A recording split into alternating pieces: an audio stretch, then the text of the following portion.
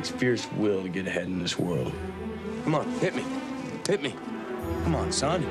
He's afraid of you. You expect things of him only an adult can accomplish. I've just always wanted. A clip from the movie Tree of Life, which is now showing here. Brad Pitt's in that, Sean Penn as well. Greg Malone joins us from Road Pictures. You saw this movie, you liked it. I did. It's a very controversial movie. It won the Palme d'Or at Cannes, which is one of the premier film festivals in the world, and is oftentimes considered it's often a very controversial prize, often given to controversial films. It's not controversial because of subject matter, but of style and content. It's been compared to 2001, and I think that's a good comparison. But instead of having a story about space exploration and aliens, or the story of 2001 that so many of us are familiar with, and then it had the whole beginning segment about with the apes, and then the end segment where you didn't really quite know what happened to the astronaut. This one is about a family in Waco, Texas in the late 50s or early 60s, and sort of the family dynamic following about a year in their life. But it also has the beginning of time, and dinosaurs make an appearance, and the primordial soup. And it was a very controversial choice at Cannes. It's getting a lot of controversy now. People are walking out of the movie.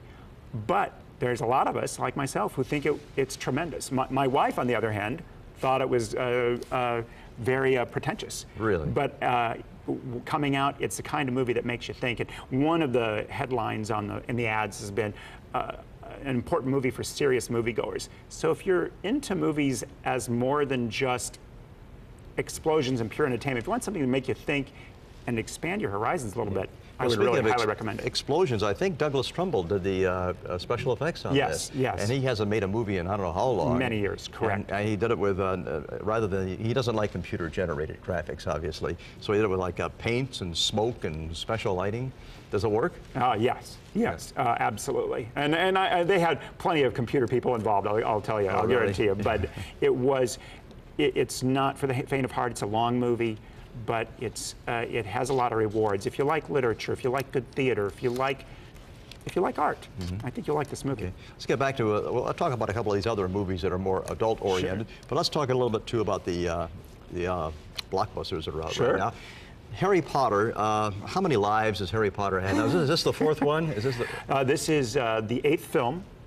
Based on the 7th book. They've had 8 movies, and the 8th or the 7th book got split into 2 films. Okay, we're looking at it now. This is a little darker, I assume, than the previous ones. Well, the last one was relatively dark as well. And in fact, Harry Potter and the Deathly Hallows Part 1 was relatively slow-moving and a very interesting movie for a big blockbuster. But I think that the movies have gotten better as they've gone along, and I'm looking forward to seeing this one. Okay, and this is the final one, then, you say? Or the final one? That's what they say. Well, they're going to be too old to film these movies anyway.